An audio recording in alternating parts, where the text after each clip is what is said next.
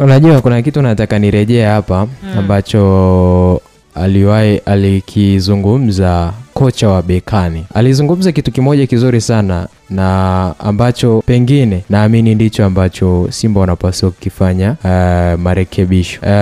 Maneno ya kocha wa Berkane alisema kwamba yani yeye yani ni kama maneno yanaishi. Alisema Simba ina wachezaji wengi sana wenye vipaji ila wana udhaifu mkubwa sana kiufundi, bado kwenye uelewa wa kiufundi. Simba wakiwa wana press lazima watafanya makosa na lazima upate bao ambaye unacheza nao, na kitu ambacho tulikiona kwenye nafikiri kwenye game ya kwanza kule Morocco, tukaiona kwenye second game Zanzibar, na tumekuja kuona kwenye game ambayo wamecheza dhidi ya Singida Black Stars.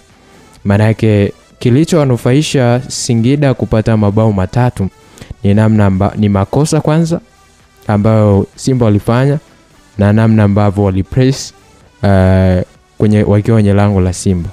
Hatukatai kwamba Simba wana quality kubwa.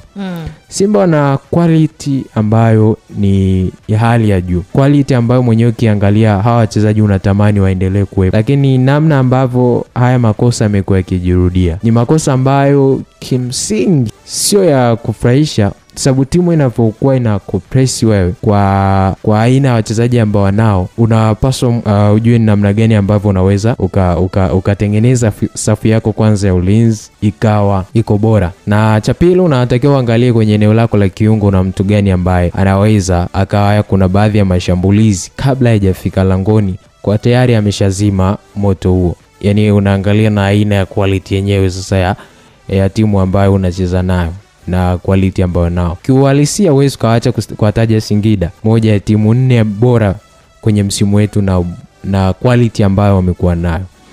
Unajua watu tunamwangalia yule Soa kama mchezaji wa kawaida. Lakini ni mchezaji ambaye anakufundisha vitu vingi ukiwa unacheza.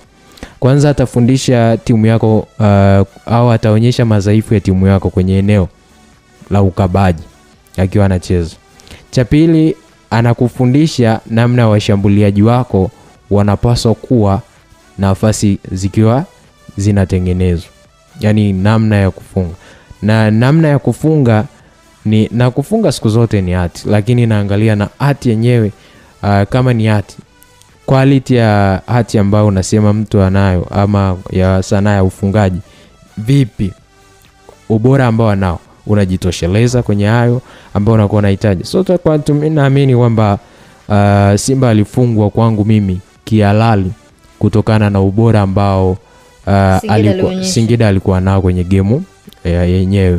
Na Simba wanapaswa, I think mimi pengine labda na uchovu nao ulichangia, sababu back to back game kwenye 10 days unacheza game 3 au game 4, maana au game unakuta pengine kuna muda unacheza ndio maana mwalimu aliamua kufanya rotation. Na ndio maana mimi naweza nikasema wakati Yanga anacheza finali alikuwa akitoka mechi ya kimataifa anakuja anacheza mechi ya nyumbani. Kwa Simba imekuwa tofauti kwa sababu walikuwa kutoka mechi ya kimataifa anaweka viporo kwa maana mechi zinasubiri. Sasa hii pengine imekuja kumpa changamoto zaidi baada ya kumalizana na michuano ya kimataifa. Hata wakati anajiandaa kwenda finali alikuwa na back to back match kwa sababu ratiba pia haisubiri.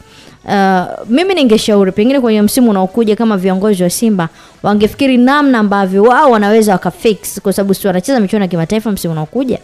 Acheze mechi ya kimataifa then akirudi nyumbani acheze mechi. Kwa sababu kidogo hata kama wachezaji watakuwa wanachoka, lakini hautakuwa na mzigo mzito wa viporo vya mechi nyingi ambazo hujacheza kama ambavyo imekuta juzi. Kwenye mechi ya Singida wamecheza kila baada ya siku mbili kwa wanacheza mechi. Sasa hii imekuwa mzigo mzito kwa wachezaji kwa sababu Simba bado hawana kile kikosi kusema kuna wachezaji 10 wachezaji 24 wa uhakika ambao ni kikosi A na kikosi B. Wanategemea kikosi kile ambacho kinacheza finali, kile kikosi kicheze mechi za nyumbani. Kwa hiyo kuna haja ya kufanya maboresho zaidi kwenye hilo, lakini pia kuhakikisha wana wachezaji ambao wana favor kwenye kila situation. Japo sisemi kwamba wachezaji waliosajiliwa sio bora, lakini ni tofauti na ukitazama kwamba mtu hajacheza. Kwa mfano kama Ali Salim, mimi sikumlaumu kufungwa lile goli ambalo alitoa pasi then mpira ukarudi kwa mchezaji akafunga. Hana match fitness, hajapata muda mrefu wa kucheza. Hata inapokuwa ni mechi za nyumbani, zile back to back match, anapoa pin kamera kwamba Ali Salim hana nafasi kwenye kikosi. Kuna muda huwa anaenda mbali kuwaza hiyo match fitness ni nini. Sasa si hajacheza muda mrefu. Ali Salim mara mwisho mechi ya mwisho umeona lini kutoa mechi ya Singida? Hiyo nafasi ya kucheza ameipata kutokana na nini? Mazoezi. Asa mazoezi si ndio yanamjenga mtu kuwa bora. Kwa nini sasa apewi mechi? Mechi na unajua shida vilabu vyetu akipata golikipa mmoja ambaye ni bora, yani unakuwa kama kauka ni kuvae. Kuna mwalimu mmoja sikumbuki lakini aliwahi kusema katika eneo ambalo upasi kufanya makosa ni katika eneo la goalkeeper. Ukishaona kuna goalkeeper ambaye ana ubora na amekuofa kwa asilimia takriban 68 kwenye michezo 20 hadi 10 ambayo amecheza ya awali, huyo ni goalkeeper ambao unapaswa kuendelea kuwa naye. Je, unapokuwa na goalkeeper mzuri alafu backline mbovu? Second, unatakiwa goalkeeper namba 2 awe na uhakika kwamba mimi ni replacement sahihi ya muda wote wa goalkeeper namba 1. Ndio maana utatembea kote utakuta kila klabu ina goalkeeper wake namba 1 ambaye ni bora, na ambaye lazima namba 2 awepo ambaye anaaminika kwamba kwa mfano ukienda Real unaona Thibaut Courtois ndio namba 1, ukienda namba 2 utamkuta huyo. Ukienda Arsenal utamkuta huyo.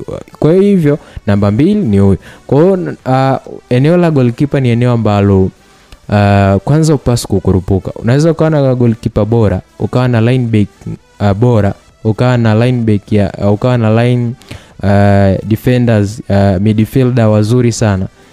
Ukishakuwa na hayo maeneo mawili ni bora, na ukabaki na eneo moja tu ambalo ni eneo la ushambuliaji, I think utakuwa na timu bora na utaona hayo makosa. Na hayo makosa unajua ubaya wa mchezo wa mpira miguu, makosa mengi yanaonekana kwa timu ambayo unakutana nayo na kufanya wewe unaonekana kwa kufunga, yani wakikufunga ndio timu yako inaonekana dhaifu.